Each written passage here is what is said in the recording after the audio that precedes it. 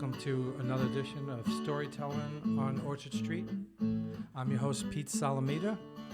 We're in the podcast studios of P&T Knitwear Bookstore. It's a fantastic bookstore in the heart of the Lower East Side on Orchard Street, of course. Come here and check it out. Great events, big selection of books. But we're here to talk to my guest, Bruce Whitacre. Bruce E. Whitacre's poetry collection, Good Housekeeping, will be out in 2024 from Poets Wear Prada. His debut collection, The Elk in the Glade, was a BookLife Reviews editor's pick and Indy Spotlight, and placed second in contemporary poetry at the BookFest Spring 2023. His poems have been nominated for the Pushcart and Best of the Net prizes. And Bruce has been involved with so many great things, so we're going to talk to Bruce and get his take on all that stuff. Thanks for being here, Bruce. Thank you for having me. I'm looking forward to the conversation. And a double thanks for filling in for a last-minute conversation, a last-minute cancellation. I appreciate that. No problem. Yeah, it worked out good because you've been, very patient, waiting for a scheduled show, and we have one. Well, I'm really glad to be here. Yes. Thank you again. And so let's talk a little bit about your background. I mean, you've been very busy. You've been published quite a few places, according to what you've shown me. Just take me back, where you, if you're interested in talking about it, where you grew up, so start with that, where you grew up. Sure. Like many writers, where I grew up is part of my work, Yeah, and of course especially it is, part of my first book. I grew up in Nebraska. Wow. And went to college there, came to New York as a CPA. Mm-hmm. And after about 10 years in accounting, which included some time with the UN in Rome, I went to grad school and got an MFA. Why did you? I guess maybe the market was better for that job, or you just sheer life experience. Right. I was on the yuppie track in Manhattan, and I was like, let's get out of this for a bit. And I mean coming from Nebraska. I just wanted to come to New York mostly because I was very interested in writing and culture. And in the 70s, when I came here, I think there was a bigger divide between places like Nebraska and places like New York before the internet and so forth. So it really felt to me like this was the place to go. Right. And so But did you have a job lined up, or you? I did. Yeah. Okay. I interviewed only for New York jobs when Right. I was in college. I was in business school, so I came with what was then Price Waterhouse. So Okay. I had very blue chip. It's very interesting. So you were also at that time interested in writing, or something you developed later? No, I was. I took business writing in college, and then over the summer, that faculty member helped me with a novella I was working on. Wow. I'd go out on audit trips and I'd type up stories. What was in the novella hotel. about? It was about my college friends Okay. and a plot I devised from that. Right. Prior to college, did you show interest in writing? All the time. Okay. Yeah. I was a journalist in high school. I was submitting poetry to the New Yorker at that time. So, why did you do the business side of life because you wanted to make money? You knew poets didn't make money? Well, I don't know. At the time, it was because I went into college without the proper preparation for an arts degree. I didn't have chemistry. I didn't have some math. Huh. I didn't have a foreign language. This was all a counseling problem. Okay.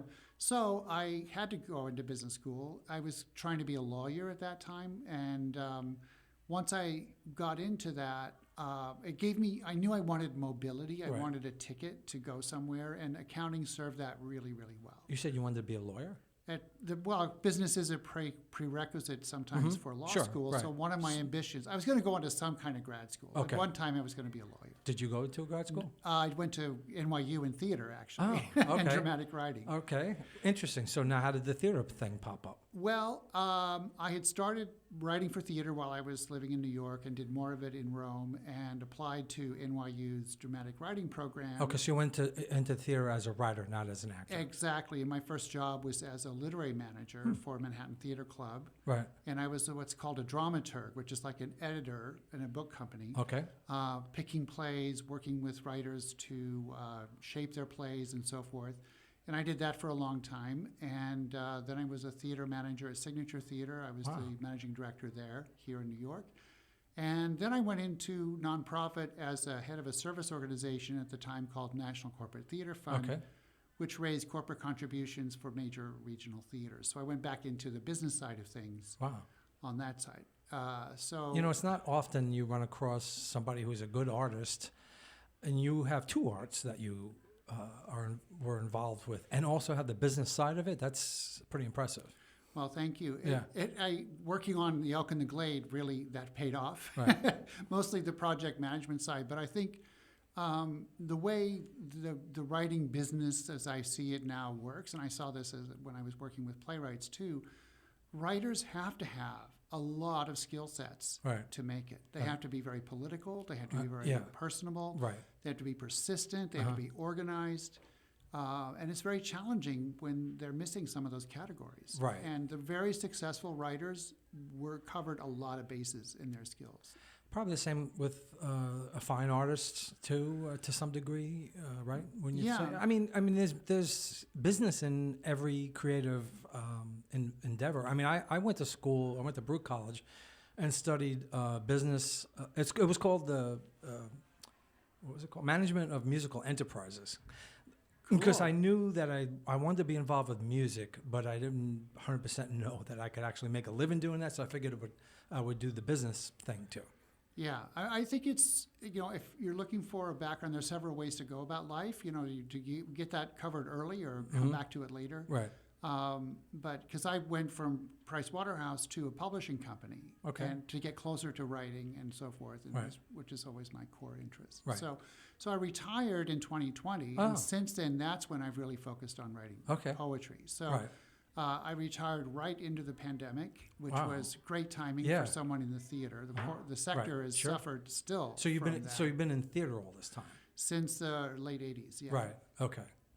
And so that's when I really started writing in earnest. Right. And both of the books, The Elk and the Glade and Good Housekeeping, have come out of that period. Do you miss the theater? I go a lot. I miss aspects of my job. It was a fun job because we did a lot of corporate entertaining. We did galas.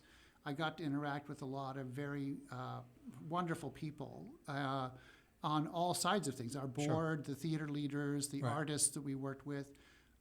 So I really will always love theater enormously as both a participant and as an audience member. And it breaks my heart to see what some of the theaters we work with are going through now. Sure. Closing their stages, stopping performances for a year. Well, now you have cutting off staff. Is the writers and acting strike just for movies, or that's film and TV? Yeah, just film and TV, right? Yeah, that might actually help theater a bit because some actors on strike may come back and do theater while they're on strike. Right. Got to find something to do, right? But on the other hand, so many actors depend on film and TV work to sustain their theater work. Right. It's so symbiotic, and we're losing one half of that. Right. But in this environment, I fully support both the Writers Guild, which is on strike, and SAG-AFTRA because there's such an imbalance between capital and labor. As an accountant, I can say that. Yeah.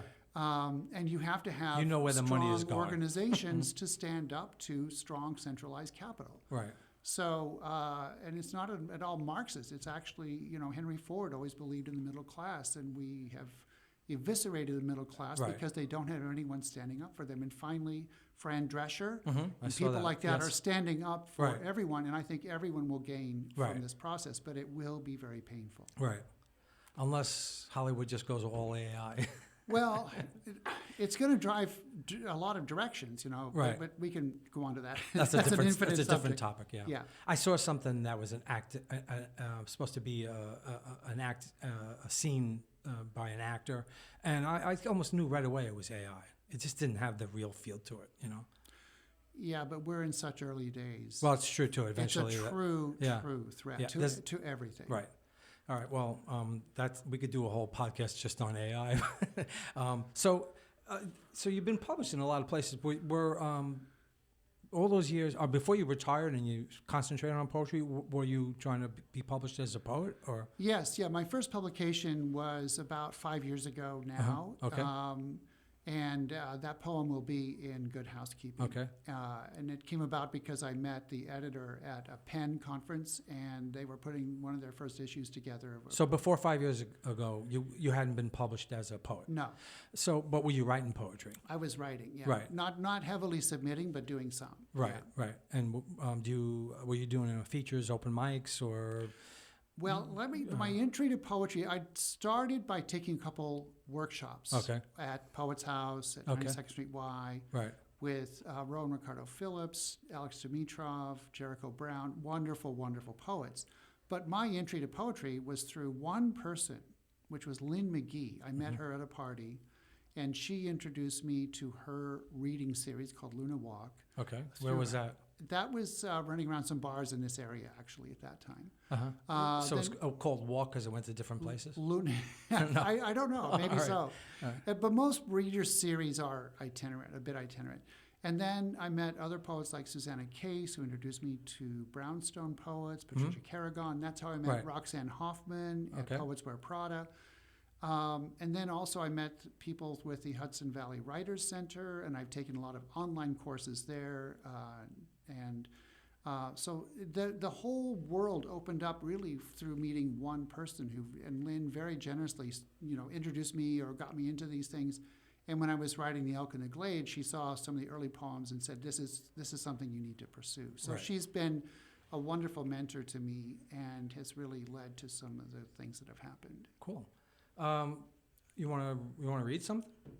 Let me read something from The Elk and the Glade, and then I'll tell you the story about this. So this book came out last year in conjunction with the show of the paintings of Jenny Hicks, the first museum show ever in Nebraska. Huh.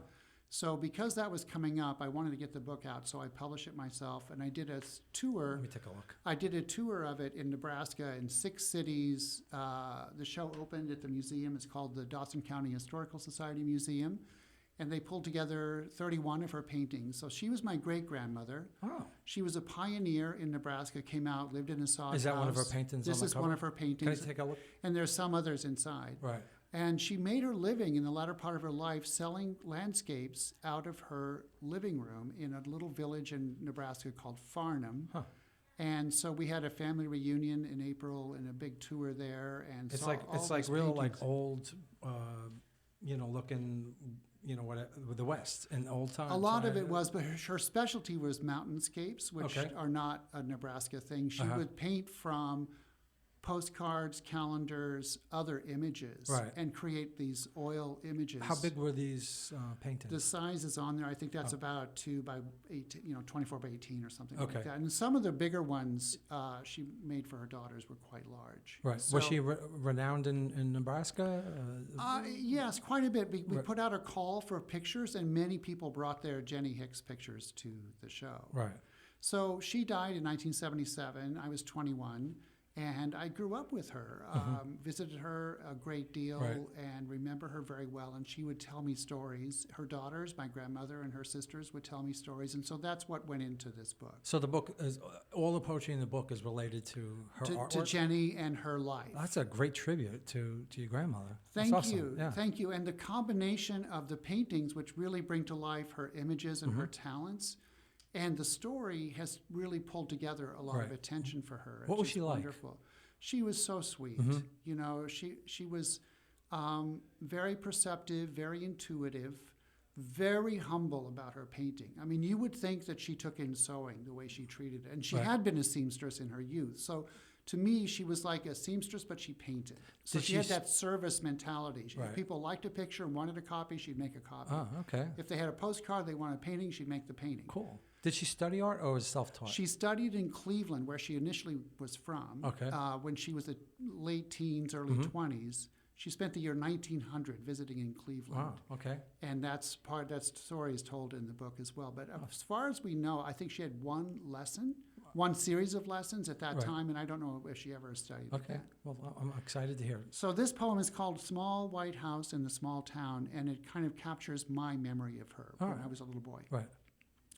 Small white house in the small town on the High Line. Jenny tells how Horace, her father, dug the first well. They came out from Ohio betting on hope. Because father was a carpenter, the soddy had rare wood-framed windows, windows battered hard in '88. Blizzards were a fact of life in Farnham, Moorfield, Curtis, Maywood, and beyond, the small towns of the High Line. Left her heart back in Ohio. First her favorite brother, then a lover. Returned to Nebraska, the High Line, married old and had 3 girls, Esther, Dorothy, and Ruth. But it was Ohio where she learned to paint oils. Painted everything that was not High Line: purple mountains, blue lakes, green trees, elk, lions, sailboats, stones, cottages nestled, copied from calendars, postcards, magazines, and sold for a few dollars to view-starved farmers and their wives on the brown prairies. She doesn't tell how husband killed farming, not even 60, just as he got off his knees from 29. After one farm gone, him dead, last farm sold, she moved into the small white house in the small town. A house too cold for winters, so she migrated among those daughters and their silent husbands. Couldn't wait to return across the High Line, home to the small white house in the small town each spring, and open the studio in the pantry. Smock and white paint tubes, canvases, the smell of baking bread and turpentine, a dwindling paradise as friends die off, dumping autumn ashes on the daffodils, daughters getting older, sons-in-law suffer her still. Home is the small white house in the small town. Paintings hung in homes across the land, a Nebraska Grandma Moses telling tales to children, now almost deaf to their voices. She gazes out the south window, her brown eyes assay the light. Sun sets and splits on the blade of the High Line. Farnham, Moorfield, Curtis, Maywood, and beyond, the small white house in the small town. That's beautiful. That's a really nice remembrance. So are they all the poems kind of tied together to some degree, or is it different? They jump around through time. One Right. of them is an ekphrastic poem about one of her pictures. And some cover some stories from her daughters. Each of her daughters had distinctive experiences that go into this, too. They very much supported her career, but she eventually sold 1,000 paintings. Wow, that's a lot. That went all over the country. Huh. And so she had a wonderful career. And the museum show brought such visibility, but with the family reunion and everything around it, I did. Where was the museum? In Lexington, Nebraska, which Lexington. is the county seat of Farnham, Okay. the county that Farnham is in. Right. And then Is it Lexington a fairly large town, or what's it like? It's probably one of the 15th largest towns in the state. Okay. It's an industrial town in the sense that it has a very large Hormel plant, and mostly though farming. Right. And but I was able to present the book at the library in my hometown, the Willa Cather Center, 2 museums, Barnes & Noble in Lincoln, Cool. Bookworm in Omaha. Right. I had a very nice tour Nice. with the book. How did this come about for you to do this? To do the book? Or Yeah, the book. like I said, I wrote a couple poems, and Lynn McGee was telling me to stick with it, so I did. I just started collecting the memories I had from what she told me. Right. And I was also wanting to get, now that I was so retired. these are just memories you had that stuck with you? Or Yeah. You didn't have things written down over the years about it? Or Well, when I was a kid, when she told me stuff, I would write it down, which is why I remember so cool. And you kept it? No, Oh, I no, didn't just keep it, but the act of writing it right, down. right. You know, I wanted to be a published biographer at 10 years old when she told Really? me these. I thought Okay. that Well, was this is like a biography, but it's a is. poetic. Yeah, it's 60 years later, yeah. And so that happened. Then I was also in conversations with museums because I knew that with a new focus on primitive art or outsider art, that there could be interest in these paintings from their aesthetic value and also the life of the artist, how Jenny's work was driven by basically financial need, but she kept her price, $3 or $4, $10 a picture, and how that played out in the rural areas of the state where people could have oil paintings on their walls with the new electric light that the REA brought to the farm. Right. That there's a cultural history to this that people became very interested in, and also the familial history. Hundreds of her pictures are in that region. So cool, and they speak to the home, the state. Yeah, and also I think what comes through in the book is the way these women and I, as a boy and a young man, interacted and the role they played in my life. I don't really come into the book very much, mostly toward the end, just kind of closing the ends of how she died and so forth. Right. But it's a story about the storytelling of these women telling me stories Right. is the action that holds the book together. Okay. And they were insistent on telling me stories. Every time I saw them, what can we tell you? What can we tell you? Right. You know, they're just racking their brains to think of stuff that I might want to hear. Did you used to watch her paint? I never did see her paint. She was winding down as I was younger. Okay. And she was also never, we were there on special holidays or weekends. Right. And I was not there on a normal day for her. Right, sure, right. Makes But sense. my cousin, many people painted with her. Right. My cousin, her granddaughter painted with her.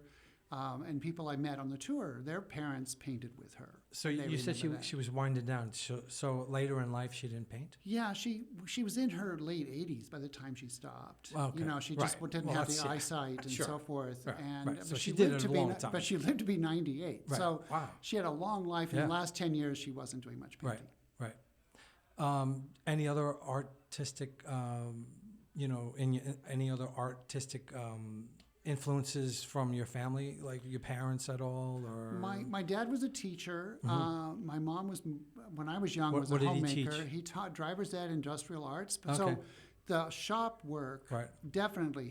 He and his father were both shop teachers. Mm-hmm. And so carving, woodwork was very much a part of Are his you life. handy? Not at Did all. you learn? I would hold the hammer and get yelled at. That was my role as a child. Right.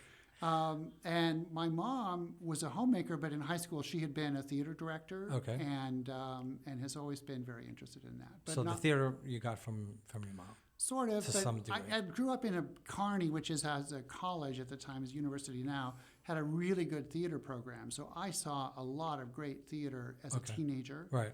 And then in Lincoln, when I went to school there, I followed up, and then it just kind of went into my bones from Right. there. I don't know where ancestrally it comes from. Right. What else have you brought that you would like to talk about or read?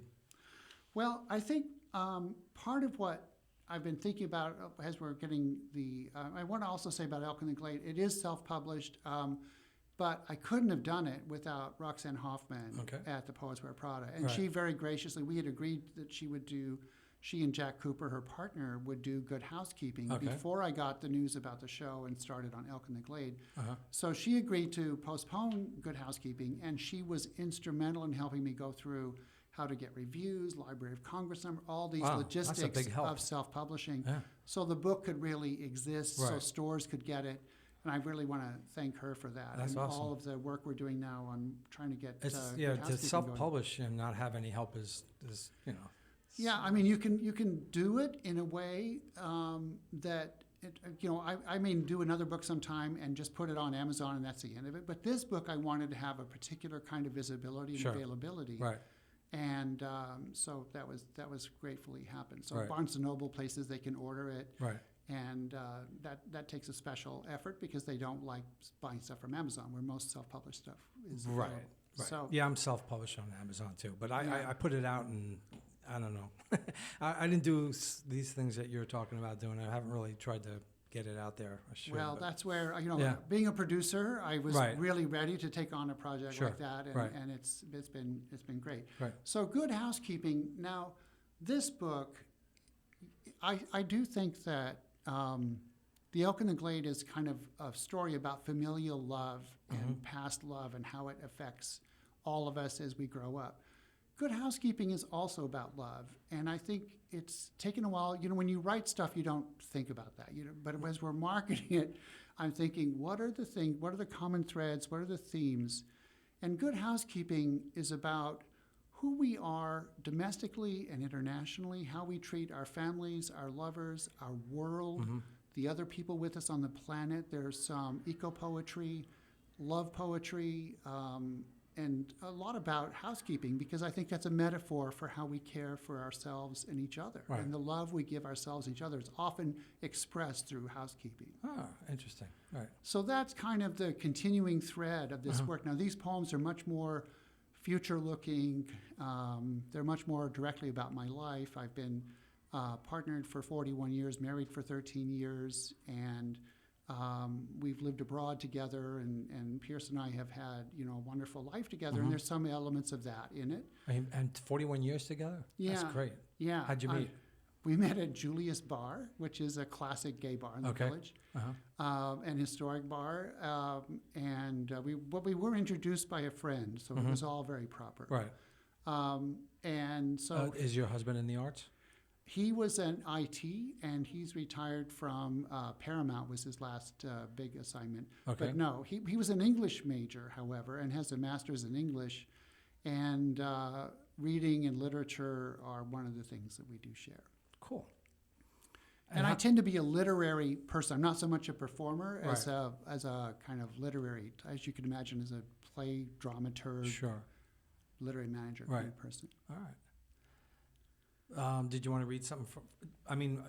Whatever you want to read, you tell me what you'd like. One of the other things I do, by the way, are haiku. Oh, yeah, I see that on your page.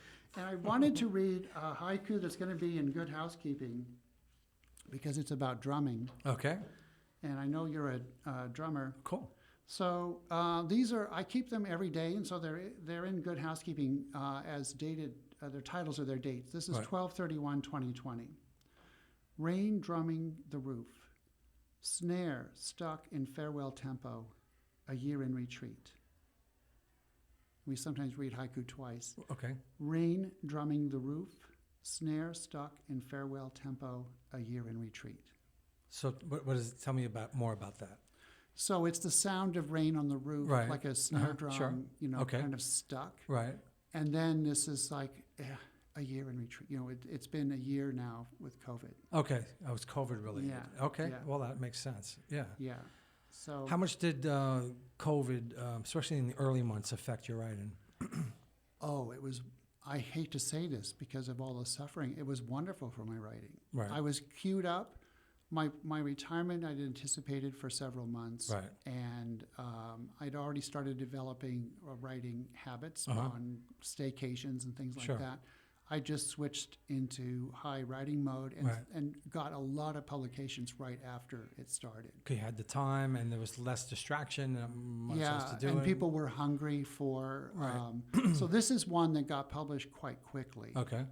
It's called Station Square. And this is published by North of Oxford. This will be in Good Housekeeping. And it's also part of a Stanford educational program on COVID. I live in Forest Hills, by the way, so this is that's good to know. Actually set there. Station Square. I will walk to Station Square, though I won't take the train or check out new cocktails at the bar. I won't worry about departures or arrivals, weather delays, or locked waiting rooms. I haven't looked at a schedule for weeks. Tickets crumple in my pocket. The trackside trees are leafing out without me. The funny man who pees all the time is no longer a comfort station customer. The pushy lady who grabs the first seat must now roll easily from kitchen chair to couch, I suppose. We gaze at screens, not out windows of the empty trains passing by without us, through a region frozen in emergency, of seething hospitals and blinded shops. Trains clack over the heads of parents juggling children and accounts unaided and without success. Too much out of reach, too much passed them by, too many cash earners gone. Their losses will pull the spikes from all our rails, knock the train from the trestle, and there will be nothing to wait for coming round the bend. I turn back down the silent streets and walk home from Station Square. Oh, cool. I like that one. Yeah. Thank you. Yeah. It's coming out the book's coming out in 2024. Yes. How finished is it? Is the writing done? Now you just like piecing it together, or we're still going to add? No, we're done. It's I'm reading from the proofs actually. Oh, okay. And what we're trying to do is to first of all see what further develops with the elk and the glade. Right. And also, though, the big thing is to try to see what responses some of our early review requests will get and how to position it so that it sells. Right. And that's really tricky, as you know, with poetry. It's an uphill battle. I look at the rankings even of poets that I really admire of how their books rank on Amazon, Right. and even within their categories, it's really, really hard to make headway. So, and I think we're still kind of exploring the ways to look at the book and how to talk about it that will help people understand what it is. Okay. So that's part of what we're going through now, and we'll be timing this based on how all the other developments play out. Right. It's an art I'm learning as we go from Roxanne Hoffman. Right. So It's good that you have a mentor. I'm very, very grateful for that. Right. Yeah. So do you want me to read another one from Yeah, that? sure. I could read the first poem that I published, which is that's a great. form that I do quite a bit of. It's called a haiban, which is basically a prose poem followed by a haiku. Mm-hmm. And this is called Toshiko's Cup. So they're connected. So there's the same poem, but the haiku's at the end. Okay. And Toshiko is Toshiko Tokietsu, who was a Japanese-American potter, legendarily famous, beautiful work. She has a huge bowl. It's about 5 feet tall right now in the gallery, in the main gallery when you come in to the Metropolitan Museum of Art. Oh. Very, very beautiful work. So is that a permanent? that's one thing they installation? own it, but they rotate Yeah, that sure, section. of course. It's the Asian ceramic, the contemporary ceramics section. So this is called Toshiko's Cup. The smaller the bowl, the more precious the tea. Or is that just a rumor, an echo from Rikyu's suicide? The exquisite dissolves in the mundane, leaving the residue of this wave-washed vessel, a paradox solved only by use. And then this is the haiku. Rainbow void in clay, fired to hold rare infusions, sipped by refined lips. Oh, I love that. It's really cool. I don't know if I've seen that before where there's a poem followed by a haiku, then they're connected. Yeah. The artist is gone? She passed away? Yeah. Okay. Yeah. Right. And Rikyu is the Japanese historic figure who really developed what we think of now as the tea ceremony in about the 1600s. Wow. Okay. So that's a reference to his work. Right. So you saw this in the museum, and you decided to, like, you were inspired to write about it, or how did that come about? Well, I think I was taking one of the classes I took, and one of my influences is Mark Wunderlich at the 92nd Street Y, and I wrote this in one of his workshops. I forget the exact prompt, but I have a Toshiko Tokietsu cup, which is multicolored like that. So I think it might have been something like heading toward an ekphrastic poem. Maybe was the prompt. Ekphrastic is a poem about an art object. So that as I recall, that's where that started. But it definitely was inspired by Mark Wunderlich, who's a wonderful poet, in the class I took with him. It's cool. I mean, it's funny. I didn't plan to do a podcast, and as I said to you earlier, I'm kind of new to poetry, and I was in bands for 40 years, but I was the drummer. And I didn't even write song lyrics really. But then I came here to see a friend do a read, and it kind of kick-started this whole thing. And that's when I found out the podcast studio was available, and I said, I'll do a podcast. And I have to say, it's great having to talk to other people like you, because I didn't realize how many types of poetry there is. I don't know if that sounds dumb. No, because I tell you, when we lived in Rome, one of our friends came, and we had a huge bookshelf. And he goes, "You guys, you have no poetry on this bookshelf." I didn't read poetry at all. Okay, so I'm not alone in that. And and the only way I started was Jackie Kennedy Onassis died, and she had Kafavi's poem Ithaca read at her funeral. Right.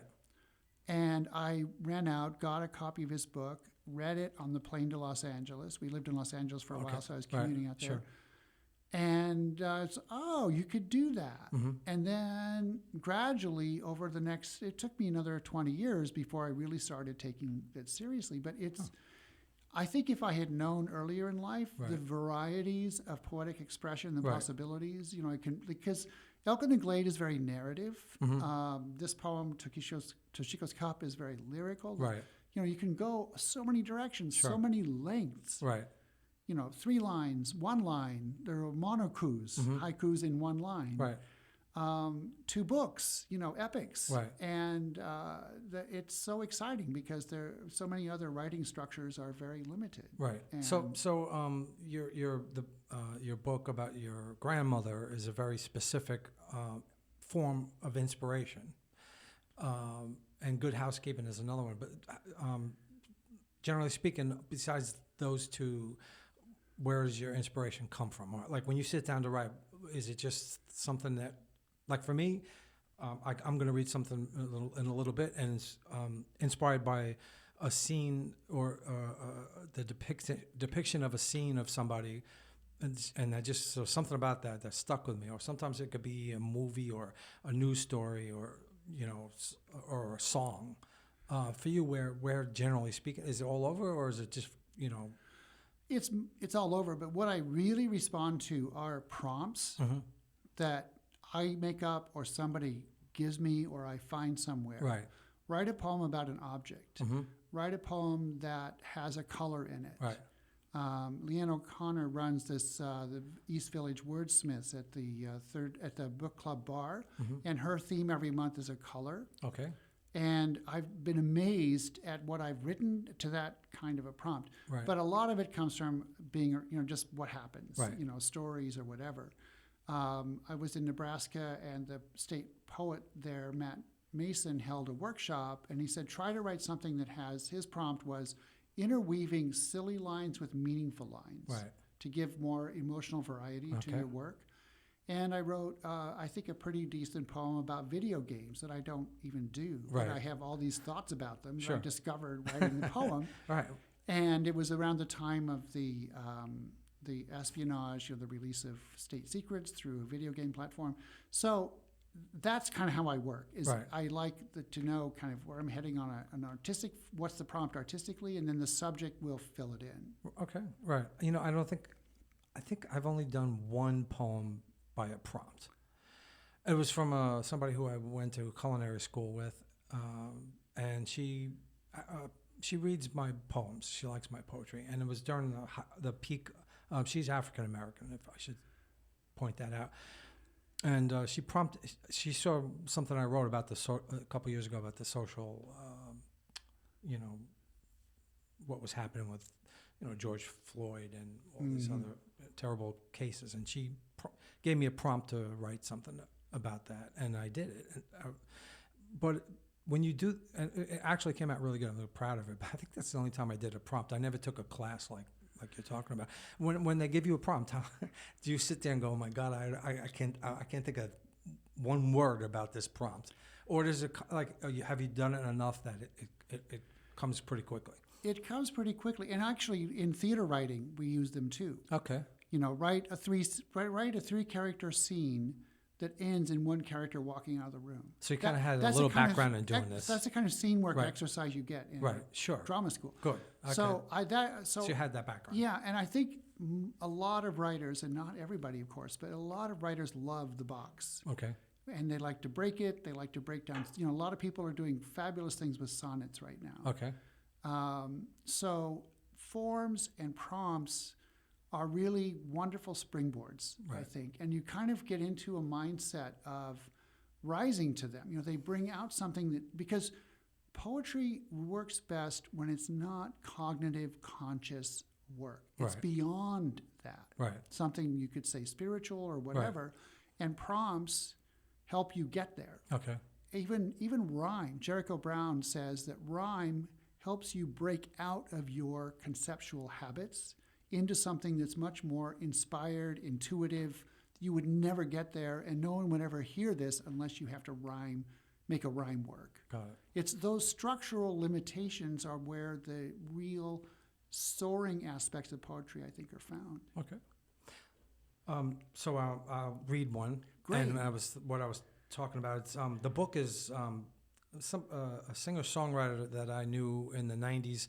I used to book shows for people living with AIDS in hospitals and long-term care facilities. Believe it or not, that was my job. It was a terrific experience, and it was at the kind of the height of the peak of the AIDS epidemic. I'm proud that I got to do that. And Howard Fishman was one of the people I met through that And he wrote a book called To Anyone Who Ever Asks, The Life, Music, and Mystery of Connie Converse. She was a folk singer, kind of obscure, but she was kind of ahead of her time in style, and her music was very sophisticated. You can hear her music. There's not a lot of it recorded, but there was one scene in the book that kind of inspired me. So this one's called Depth of Emotion. The narrow ledge was a cold and unforgiven, precarious place. She took a long drag of her cigarette as she balanced herself and let it go out into the dark and heavy city air, above the traffic on Broadway, and the people walking by oblivious that she was there. She had removed herself outside of company, separate in her trance as the waning hours of the night drifted and clouds shielded the light from the moon, casting no shadows nor illumination on her lonely state, and stirred her inner thoughts that hardly ever rested. There would be words typed on paper that would become songs, but for now she was just outside, looking into a room of friends with whom she didn't feel she belonged. That really wasn't what kind of place for this poet. I'm sorry, let me read that one again. There really wasn't that kind of place for this poet, whose depth of emotion and intellect was so evident and strong. So that's it. Thank you. Yeah. Thank you for that. We're pretty far into the program. I want to make sure that there's something that you either want to talk about or read that's important to you before we sign off. I just want to give folks a way to stay in touch. That's great. And you can contact me through my website, which is Bruce Whitacre, BruceWhitacre.com. Okay. You can join the Brewsters and the whole Good Housekeeping journey as we come along. July is Culinary Arts Month, so if you join my mailing list now, I will send you my Virgil Thompson salad recipe. Virgil Thompson was a composer, critic. Right. He knew Gertrude Stein, did an opera with her. And I'll tell you the story about how I got that recipe. Okay. So that's, if you sign up at BruceWhitacre.com, you'll get a recipe for a wonderful salad. I'm going to be part Can of... you just give us, I know you don't want to give it away, but just give us like why that salad is special. It's, just say it's apples, mushrooms, and watercress, and that's a combination I've never seen anywhere else. Are the and mushrooms raw or roasted? Or You have to sign up. And I'll be at East Village Wordsmiths, Leanne Connor's series at the Book Club Bar on July 25th at 8 p.m. The theme for that night is gold. And I'm also going to be reading in a couple of weeks at the New York Poetry Festival with Poets Wear Prada, July 29th at 2 p.m. at the Algonquin Stage on Governor's Island. Oh, cool. So those are my commercials for what's coming up in the Bruce world. Nice. Instagram or any other social media? I'm on Facebook and Instagram. I post the haiku there every day. Okay. I see. We're Facebook friends, but Yes. I'll look for your Instagram page. Yeah, it's the same. The same ones go. Okay. Yeah, So and I don't do much else, so you won't be harassed by my food shots or vacations or any of that stuff. I don't do a whole lot, a little bit. So we have time for another poem, if you'd like. Okay. Let me see here. I think there's one that I want to read, which is a seasonal poem called Midsummer Midlife. Let me just find it here. By the way, have we, I'm trying to think, have we ever been at the same read-in together? I'm not sure, Pete. I do, like I say, Brownstone, I do KGB, and those are the standard ones that I do. Also, I want to give a shout out to Poets of Queens, Elena Jennings and Jared Bella, for really doing great work in Queens, where I'm from. And do you have any features coming up? Well, I will be featured at Governor's Island, right, and I think it's technically a feature at the East Village Wordsmiths, but nothing beyond that at the moment. Okay. So here's Midsummer Midlife. Come pillow against me and let's savor a Netflix. The bed is stripped to sheets, the AC catches up. A sexy show and your weight on my chest launch beta video memories that have outlived their player. Fuzzy snatches of escapades, glances across fog-filled rooms lit by smoldering flickers of Bring It On. Halo your face lit by the screen. That detonate under my skin this Saturday night that descends from velvet ropes, then chains, then spiked collars. The tie that binds, confines, that couch. Now we leave parties early or blow them off. We turn away from other greener mouths. Back to now, yes, scan the menu. This is still the one recommended for you. I like that a lot. So that's again from Good Housekeeping. Cool. So I want to wish you further success in your debut novel. I mean, not novel, book, sorry. The Elk in the Glade. And, keep us posted on the actual, it's just next year, you don't know exactly when. Sign up on my So we mail find list out and when it's you'll coming out. definitely be trumpeting, the subways will rumble when we announce the date. Spring or? Hopefully early in the year, yeah. Yeah. Okay, great. So it's been, first of all, again, I want to thank you for jumping in at the last minute. I appreciate that. And it's great to meet you and hear more of your poetry. I've been seeing your haikus, but it's nice to see all the depth, and I love what you read today. So thank you so much. Thank you so much. Yeah. It's great to talk to you and to hear your poetry too. Thanks. Thank you. So you've been listening to Storytelling on Orchard Street. I'm your host, Pete Salamita. Again, we're in the bookstore P&T Knitwear. Right up front, you can see us if you walk past the bookstore. It's a big window. And my guest was terrific. I loved having you on, Bruce Whitacre. I want to thank you again. And everybody, check out his work. It's fantastic. And hope you enjoyed the episode, and we'll see you all, or you'll hear us another time. Thank you so much for listening and watching.